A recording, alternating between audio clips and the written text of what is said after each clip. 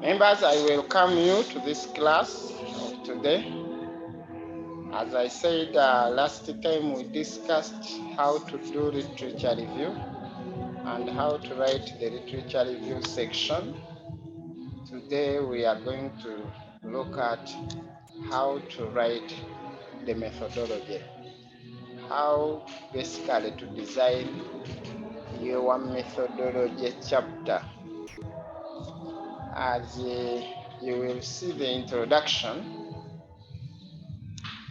the methodology is now where you, the researcher, you show your creativity and innovativeness in selecting the suitable methods and approaches you are going to use to conduct the study. You will also remember that during literature review, one of the gaps we said can be important for a researcher to identify is the methodological gap. You may find that a particular study, a problem you are investigating upon has been done by several other people previously. But one way that can make your study unique is the methodology or the methods you are going to use to conduct your study. If you do it in a different way, then it can become a very important source of knowledge. So that is why we said that this chapter, you the researcher, you tell us the how.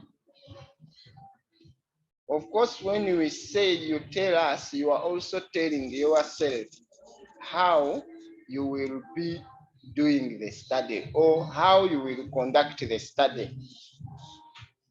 This chapter is a smaller chapter, but it is the most important chapter because all other things you have told us in chapter 1 and 2, other people have said them. But here, what you say is yours. Of course, it can be a mixture of what others have said, but in a different package. So even when you come to the panel, this is where most questions come from.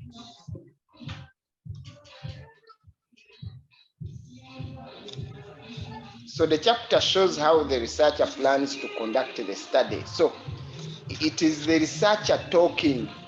It is the researcher's thinking. It is the researcher planning. It is not about other people. So here, when we say not about other people, references are fewer. They can be there, but few. You think, plan, and talk. It means think, plan what you are going to do, and then do it or write it. Because talking means writing it.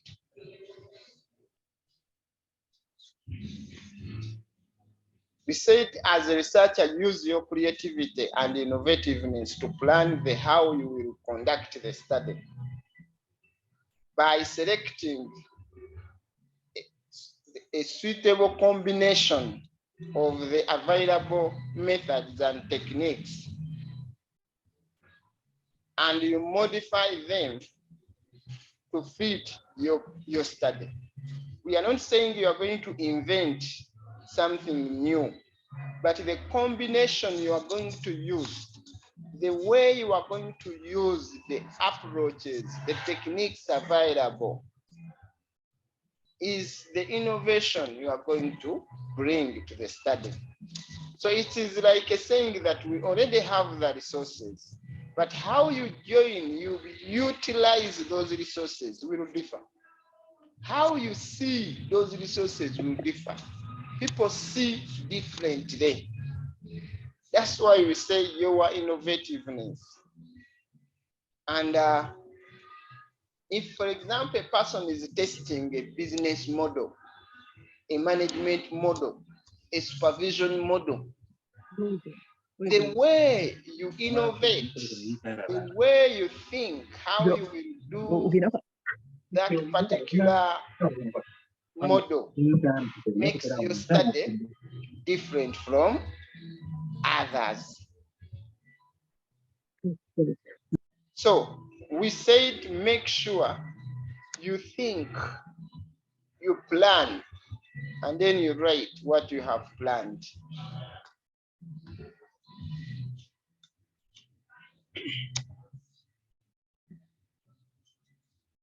We said that the chapter has many subsections.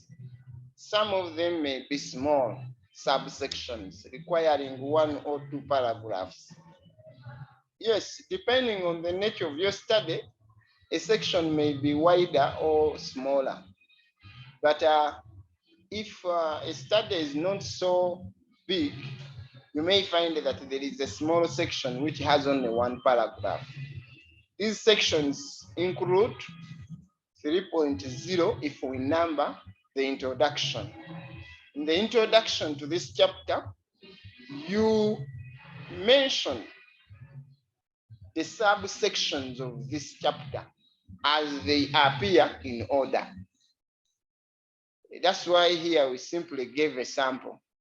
And we said you may write this as your introduction, or you may edit it briefly. Say in this chapter, the researcher presents the proposed plans to be followed while conducting the study. It shows the methods, the techniques the researcher plans to use to conduct the study. In social science research, we said, and in quantitative researches, this chapter shows the design, target population, sample size, as you can see them all. But even in qualitative or in other fields outside social science, it is simply an outline of what is embedded in this chapter. So the order in which you have mentioned the subsections should be the order in which you present them one by one and you present their details.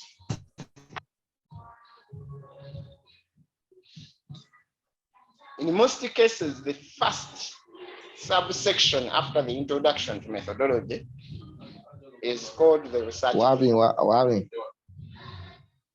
It's called the research design. We defined what a design is, but you can also look further for the better definitions.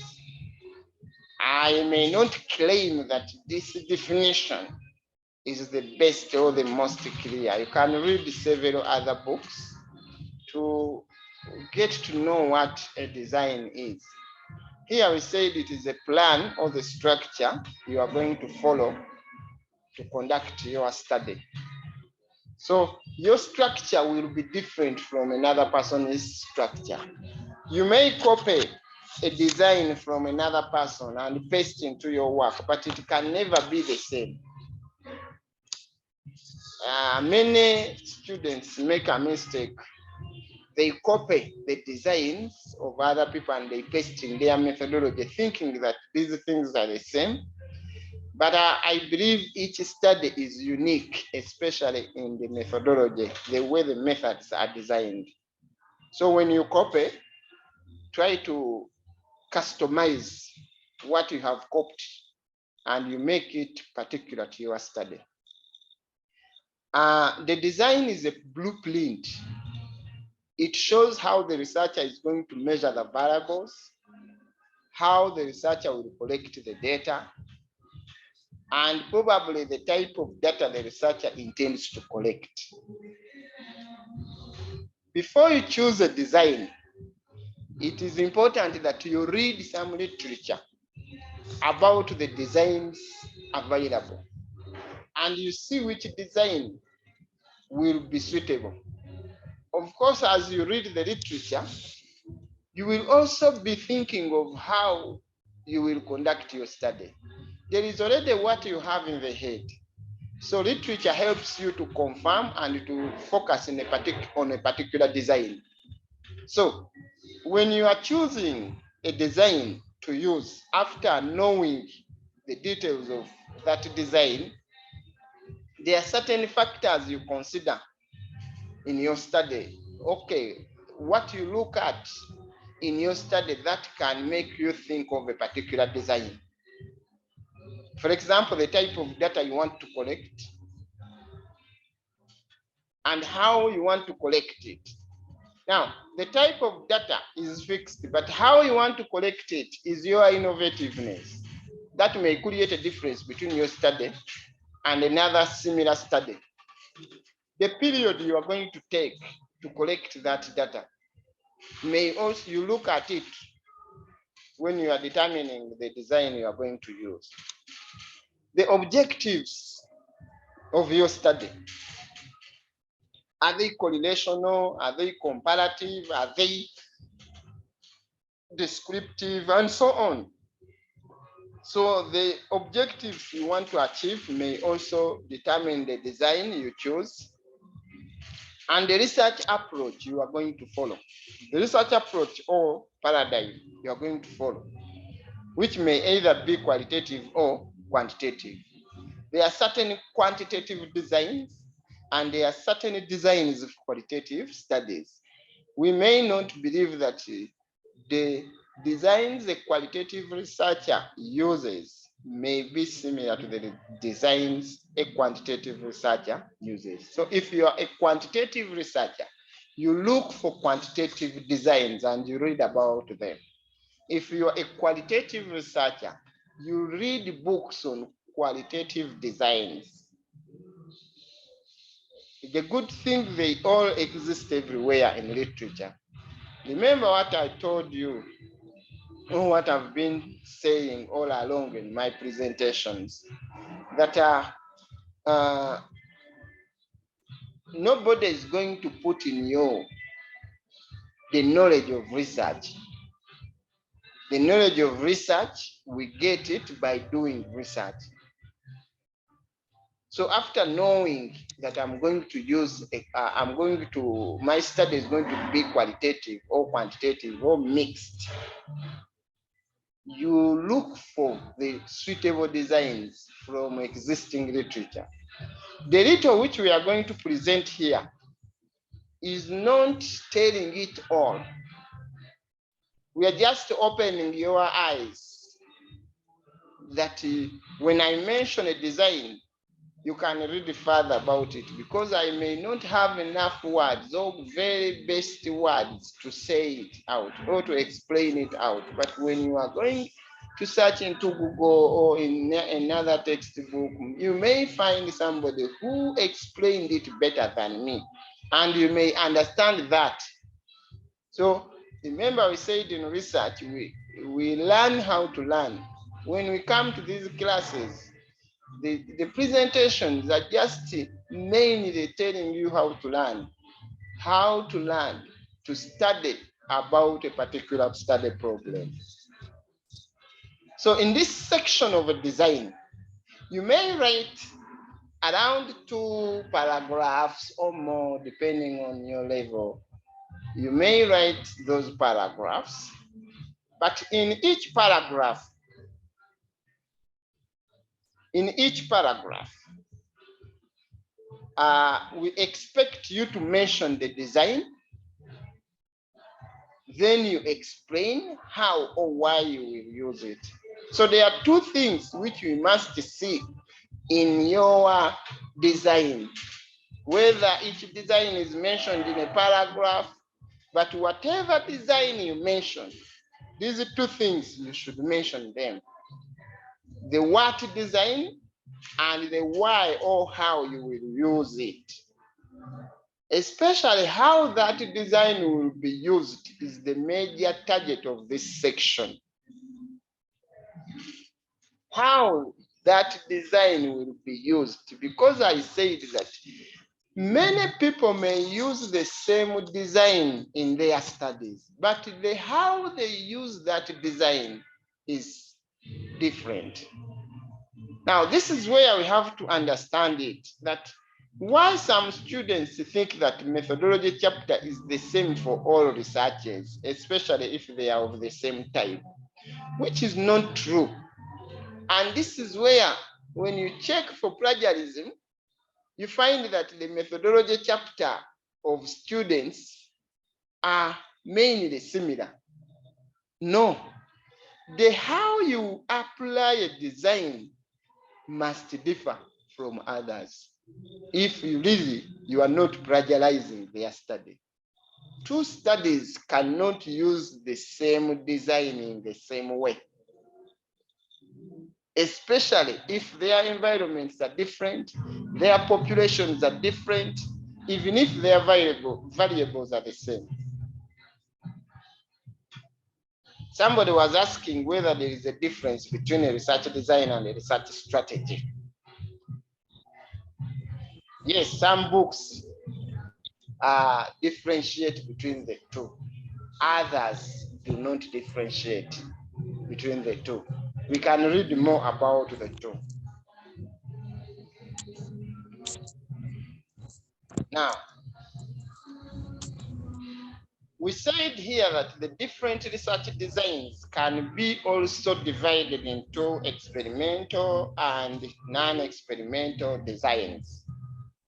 Even though, as I said, they can also be divided into quantitative designs and qualitative designs. So there are different dimensions upon which designs can be divided.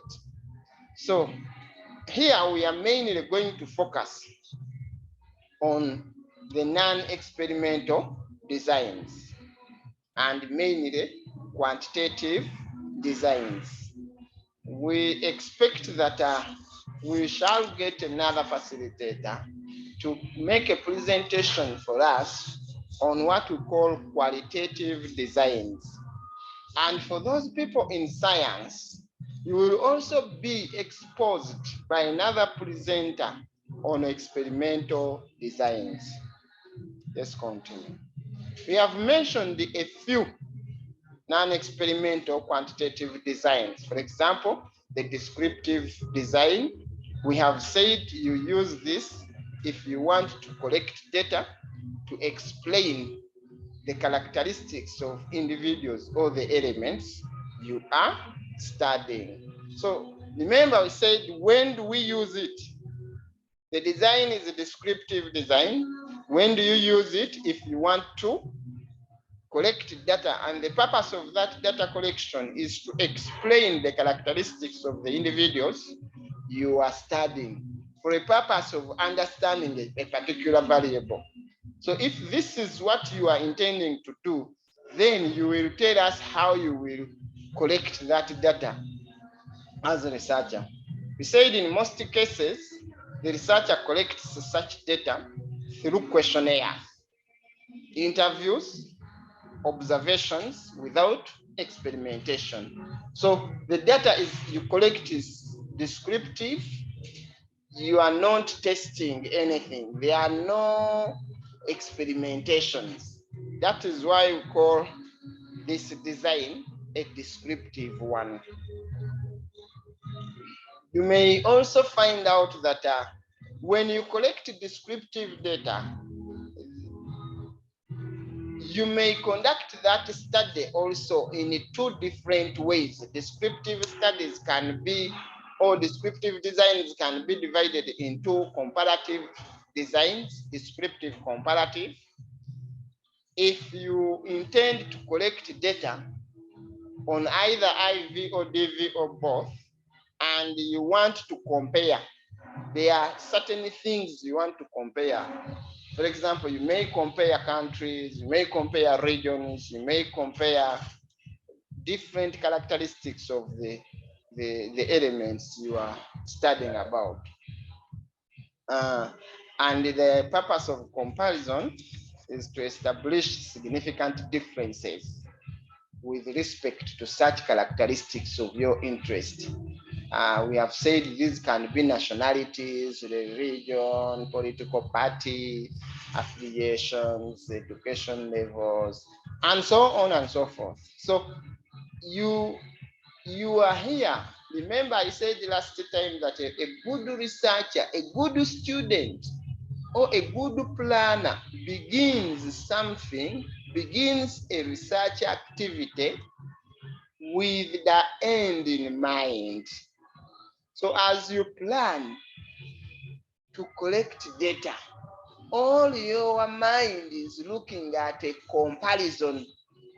For example, if you want to compare the corruption scores between two countries, you say Uganda and Rwanda, who is more corrupt? Who scores higher on the corruption index? So of course, when you go, you design your data collection, you will put that consideration. You will say, I will go maybe to the website of intelligence, international, whatever, and you collect the scores, and then once for maybe they will be designed, because according to the way the data exists, it's either according to month or years. So at the end of the day, the data you collect should allow you to compare. If you don't put this in mind, you may collect the data and you may not be able to achieve the target of comparing. That is why when you define a design, even the way you design the data collection instrument should agree with your design. Even the way you plan to analyze the data should agree. Even the way you collect that data practically should agree with the design. So if you understood this, of course, there is room for reading more about it, getting more examples. I believe you may not get one single source that may make you satisfied with how to apply a comparative design. There are different opinions presented by different people. All what we need to gear up here in these classes is to know that today, knowledge of research is not gotten from classrooms. It is got by reading and doing research and practicing. The first time you practice, you will not be perfect. But as you practice more, as you write more researches, your experience, your understanding will increase.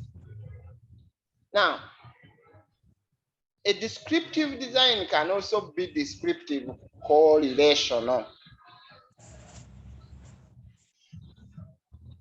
If your intention is to correlate, to collect data, to correlate two or more variables, then that study is descriptive correlational in design. And here we said that this is how it is applied. The researcher collects data on two variables, IV and DV, separately, and then uses a correlational tool of analysis to test for a relationship between the two. Now, putting this in mind that I want to correlate dictates the way you are going to design your data collection tool and the data you are going to collect from the field. I have ever seen many students who say they want to test the relationship between two variables, IV and DV, but when they go to the field, they collect data on one variable, either the IV or DV, and then they start analyzing. What are you going to correlate? So here we specifically showed how the way you design the instrument for a study which is correlational in a design is that there must be questions or sections of questions on IV and a section of questions on DV. Separately, so it is like you are coming up with data from the field in two sets. There is data on IV and there is data on DV. I've seen so many people and they end up forcing a study to be correlational when actually the way it was conducted, it was never correlational at all. So you can read more and get examples of people who have done correlational studies, and you look at the way they designed their instruments and you look at their analysis tools and you see how a correlational study is conducted. Of course, I know that most of us are interested in correlational studies, but it is beyond saying correlational. Even your eyes, your mind, even at the beginning of the study is correlational. That is why the objective, if a study is correlational, that is the title is correlational, objectives are correlational, literature review is correlational, design is correlational, analysis is correlational, and even the conclusions are correlational. So it is not only ending in your methodology that you say my study is going to be correlational. I want us to really focus on that and understand what we call methodology. Methodology does not start in chapter 3. Only that when we are writing, we write it in chapter 3, but it begins right away. For example, when I look at your topic, I have high chances to predict that this study is correlational in nature or in design just by looking at the topic. If I look at the topic, I have high chances of saying that this study is not correlational in design, unless there is something peculiar that we can see later in your details. And those are also some of the features of a good title. A good title, when we look at it, we can even predict the design. There are other designs. We have a cross-sectional design. We said this one is used if a researcher plans to collect primary data, mainly from many respondents at the same point in time. I don't know whether I have good words to explain what cross-sectional designs are, but the little I can say is that when the researcher goes to the field to collect data, then the people you have planned to collect data from, you ask them once. If it is a distribution of a questionnaire, you are going to give, each respondent is going to fill a questionnaire once, but it is going to be a cross-section that when you move from one respondent, you go to another respondent. That is what we call the same time, without a lapse of time, until you finish. No matter how long you take, but as long as there was no time break between the first respondent and the second respondent, which is intentional. A time break, I don't mean that you will go to the field and collect data in one day. You can even take a week collecting the data. But the time lag between the first respondent you contacted maybe on Monday and the last respondent you contacted maybe on Friday was not intended to measure differences in time. It is the same round of time. So you collect one round of questionnaires or interview, one round. There is no intention of going back to the field to contact the same people to give you the same data unless there was something wrong with the first questionnaire and therefore you want to replace it. So that's why we said the researcher goes to the field once, collects all the data without a plan to go back. We emphasized here there is no second round of data collection to follow up the second round, the first round. So we said the data collection may take a short time, like 1 week or 1 month, but it may not take a year. Because when there is a long time difference between the first respondent you collected data from and the last respondent, it means their responses may no longer be the same. Take an example. If you are collecting data about the success of small businesses in Kampala, and you started your data collection in January, but the data collection overstays until December, we don't think that the people are still the same. They have differed now. Even your sample, if you define the sample, it has already changed by December. But if it is a shorter period, like 1 week, 1 month, then there is no serious time lag. Let's move on. The opposite of a cross-sectional design is a longitudinal. If a researcher expects to go back to the field to collect a second round of data, which he or she intends to compare with the first round, then that is longitudinal, even if the time was short. Even if the time period between the two is not necessarily long.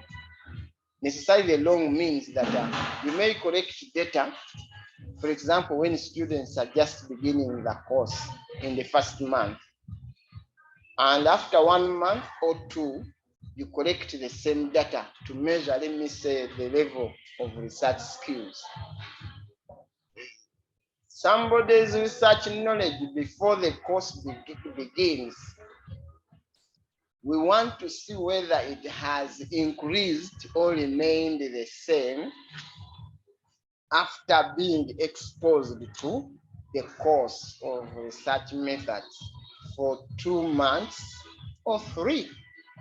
So you measure the same skill level at the beginning, and then you measure the same at the end to see a difference. So that is called longitudinal, because the change in time or the change in the intervention has an effect on the variable you are measuring. So in this case, you are collecting data more than once at different points for 2 or more times. We explained how it is applied, and this is how we expect you to explain when you are writing in your proposal. The researcher goes to the field, you collect the first round of data. Then after a given period, say 2 weeks, 2 months, or 2 years, or 1 year, or 3 years, after a certain determined period, you go back to the same field and you collect the same data from the same people. Of course, you can think of what could be the challenges of such a design. And you see how people have discussed on mitigation. Each design has its own challenges and weaknesses. Don't think there is any design which is 100% perfect. That's why we say that your creativity, your innovativeness is the one that can help reduce the challenges or the weaknesses in a particular design you are going to use. I may encourage you that as you collect such kind of data, you have more than one set. In other words, for example, you may have 2 sets of data if you did 2 rounds, but you can even have 3 or 4 rounds of data collection you want to compare. For example, you may want to test a policy, a government policy, how on the impact of that policy on let me say corruption practices as time goes. You may collect data on the corruption scores of a country before the policy was introduced. Then 1 year after the policy was introduced. Then you can collect the same data after 2 years or 5 years when the policy was introduced. And you can see how it keeps on impacting the practices of people as far as corruption is concerned. You want to see whether the policy has had a significant impact on corruption reduction, or it has not impacted it at all. So you have different sets. You have a set before, a set of data on corruption practices before the introduction of the policy, then 2 years after the introduction of the policy, or 1 year after the introduction of the policy, maybe 5 years after the policy is introduced. And you analyze it and you compare and you make conclusions from there. That's why we say that researchers have to be innovative when they are looking at the studies they can really engage in. So we gave another example here of a teacher and how the teacher may apply this design and how the conclusion may be. Remember, we said if you are using a design from the topic, objectives, the way you do literature review, the methodology, the way you analyze the data, and even the conclusions will all reflect the design. For example, when I read the design, when I read your conclusion, I should know which design you used, at least up to a certain percentage. I should start predicting that, oh, this study used it. It seems this study used this design. There are also other designs. There is a post facto design. There is a survey design. For example, we say the survey design. If you plan to use big number of respondents, actually in most social science researches, it is called survey. Social science researches are called survey designs simply because they always involve a large number of respondents, because they are not experimental. For them to arrive at meaningful predictions, meaningful conclusions, they need to collect a big set of data, because they are not going to physically test your experiment. For them to make a conclusion which is meaningful, which can be consistent and reliable, they need to collect data from a large sample, which large sample can be taken to generally represent the population. For example, if I want to see how people's attitude towards corruption, the attitude of students towards a certain corruption practice. For example, how would they feel if somebody went to a particular office to be served? How would they feel if they have to pay something for them to be worked upon quickly? You may select a certain corruption practice and you test people's attitude towards it. It can also help to tell you how you can deal with corruption practices. So, but since you are not testing something physically, you need to get responses or views of different people. Views of different people. You need to get views of many people so that you can be able to conclude that it seems majority of the people, this is what they believe in. But if you get it from few people, you may not make a conclusion as such. And Mr. Sebaduka is asking the difference between science design and what? Science designs, I think if you talk about science design, there are different ways in which people address these designs. You may get different wordings. You are free to adopt any particular design which you think exists in standard literature. They address them differently. That's what I can say. So I've talked about a survey, and I've talked about what is called a big number. Big number in statistics is a number which is 33 or above, even though some people have different views and opinions on what is a big number of respondents. But at least you can search or more views and you adopt a particular view. We also have another study, design called case study.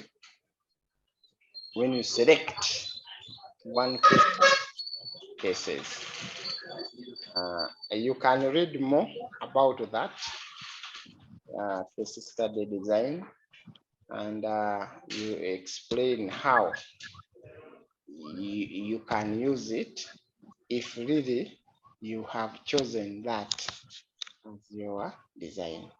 For example, at a postgraduate level, especially if you have reached a level of PhD, we would not encourage so much a case study unless it is backed up by another design. Even though at lower levels, at masters, you may do a case study. But as I said, your study may be case, even from the way it is designed in the title. Even if somebody does not put the word a case study of in the title, when we read it, we shall know. For example, if you are going to do a study in one village, we shall know that that is a case study, because out of the many villages, why would you be collecting data from only one village? That means the data you collect from one village may not apply to other villages where you have not collected the data. We said results of case study are generalized with caution, meaning that you may not generalize them. We have given here a sample of a design section. You will go through it, but you can read so many other people's chapters. When you read a section of design in somebody's research, you should know what you are looking for when you are reading. The problem is that the students, when we are discussing here in this class, you think we are discussing your particular study. You will never, as I said, claim that you have completely understood a particular design or research skills, not until you have started doing it.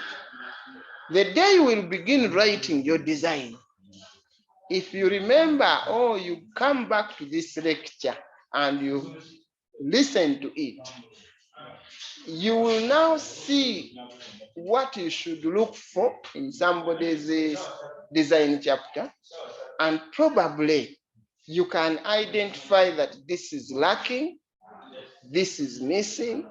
As I told you, that there is no study which is perfect. When you identify a mistake in one's book, does not mean that the whole research is useless. But again, when you are reading somebody's design section like this one, it does not mean that you should copy and paste it, because you are going to copy even their mistakes, their weaknesses. So that's why you should sit. When you are reading like this sample, you are reading to understand, but not to copy.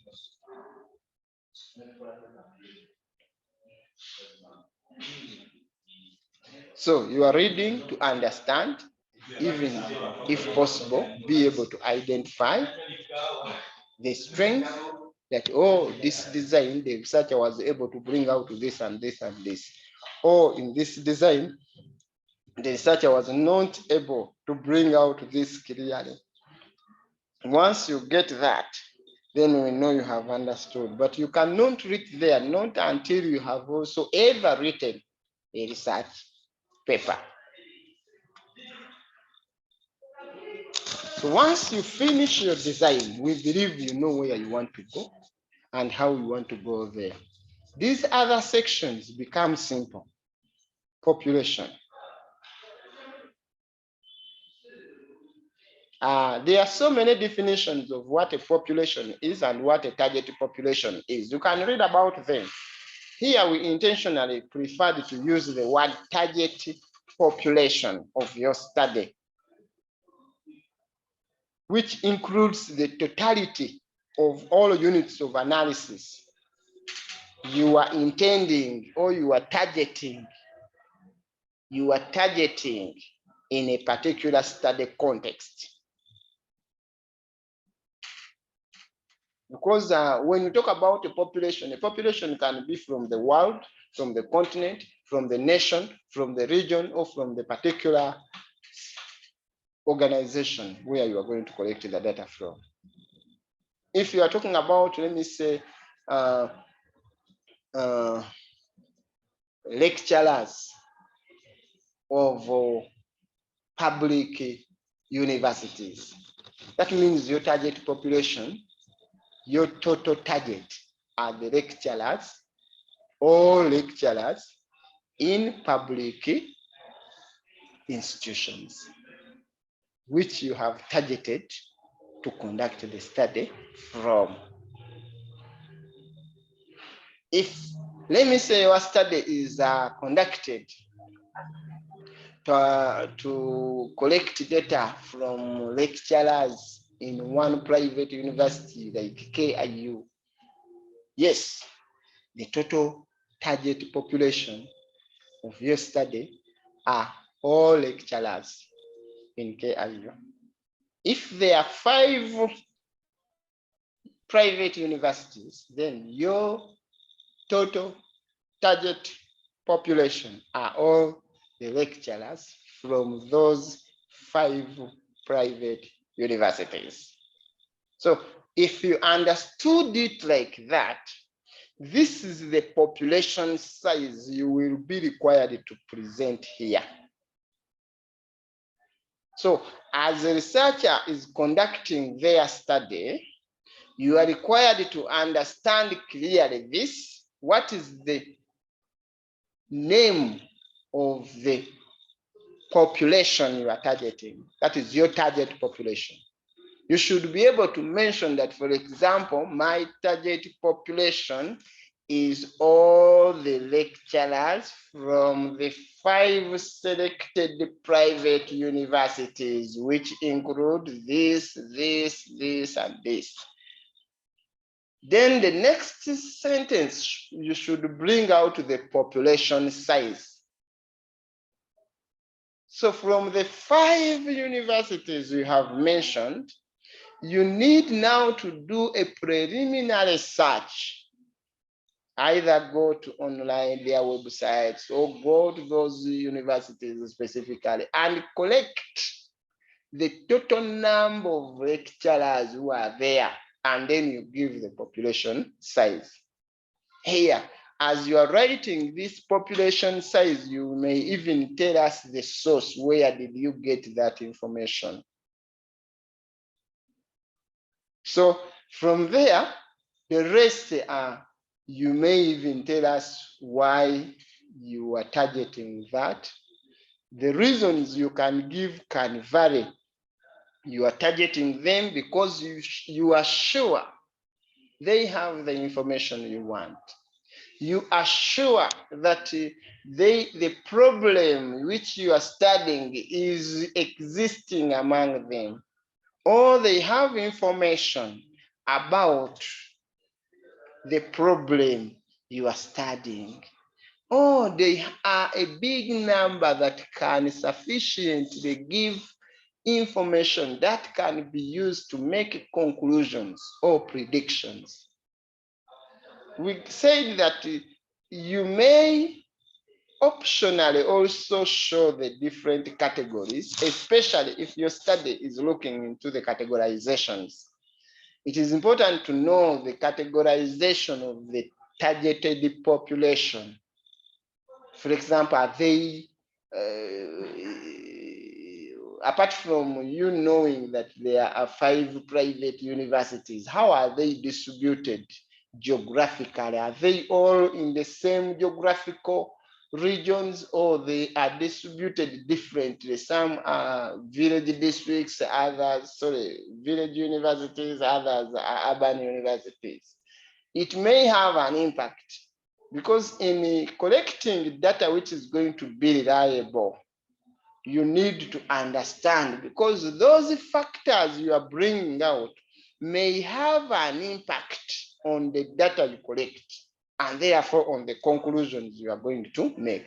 Therefore, if the categorizations do exist and you think they can have an impact on the data you collect, it is better to bring them out. We have given you a sample here. One mistake students do here is failure to mention the population size and probably the source of the population size. Because some students, what they do is to mention here a population size when they are not sure. We said you cannot write your methodology before you do a preliminary search. Some people ask, how do I know? This is research. You are doing a search. Things will not find you where you are seated. Ask Mr. Google. This is the time when you start making connections with where you want to go for research.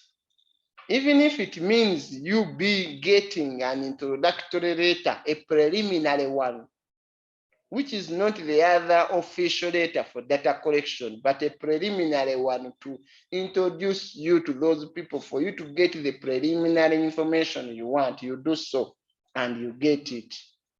Or you get any person who is inside and can give you the information. Otherwise, you not knowing does not provide an excuse for not giving the population size. There must be some way. Look at this case study number 2 here. How a student was able to do research in existing literature in order to derive or to arrive at the targeted population. You look at this case number 2. Yeah, very right. And even case number 1. But anyway, it is not quantified. I don't know. There is a Mr. Emmanuel who is holding another class within this class. But we would do request that you keep yourself mute so that you don't interrupt. But let us proceed.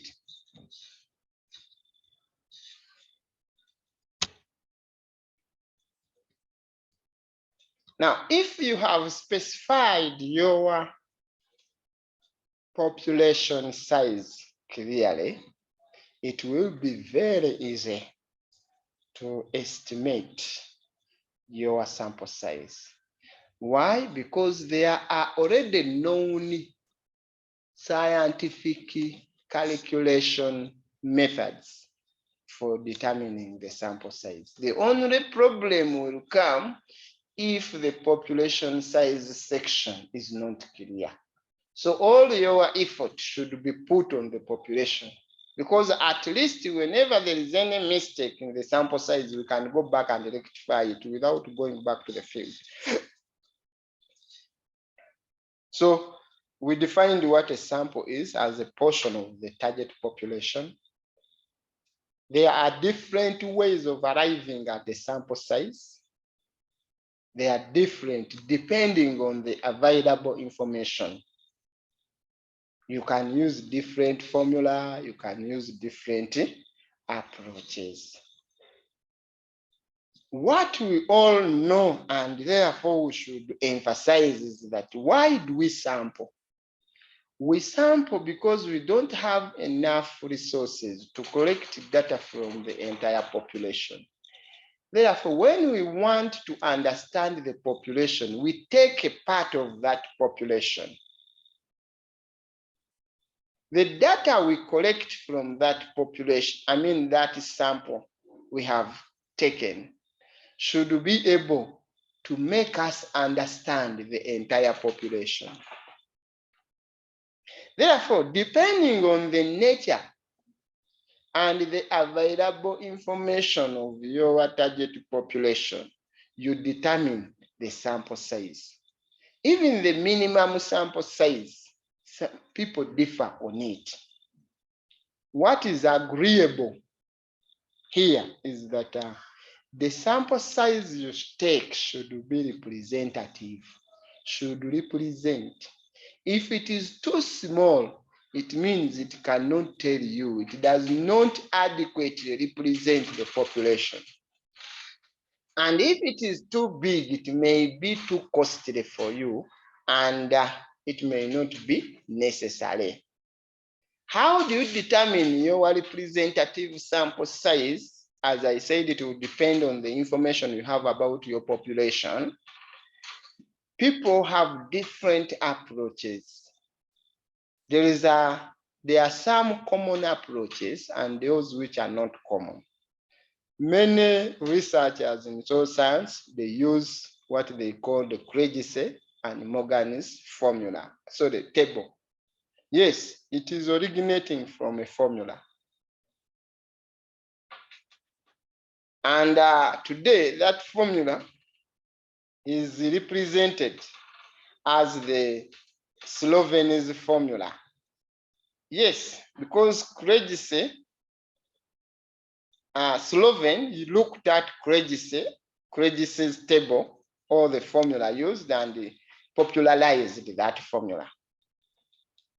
So you made this, all what we need here in this section is for you to mention the how many respondents will you select given your target population size, and then how do you determine that number? Those are two key. It is very easy to tell us how many, but how do you determine? Why do we want the how? Because the credibility of the data you are going to collect, the reliability of the data you are going to collect, will depend on how you determine the sample size. Here we display the formula with an example. You can go through it and practice different examples. This is just basic calculation. You can go through it. If there is any question you want to ask, you can ask here today, or you can ask any other day on the platform and so on. There are different ways of presenting this. We have indicated there. We have also given you a sample here on how you can write your sample size section. Just to know that this is an example from a master's student.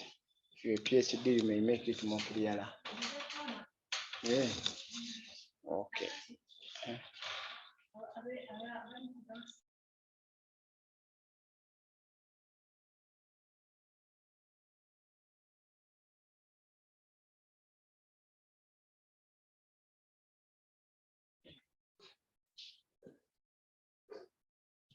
So people, you can go through these examples and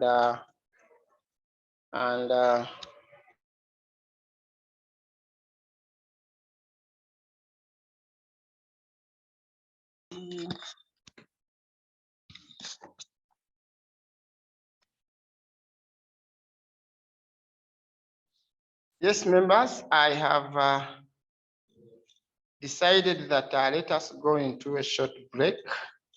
Then we shall come back. After this break, we start with the sampling procedures. Thank you for now.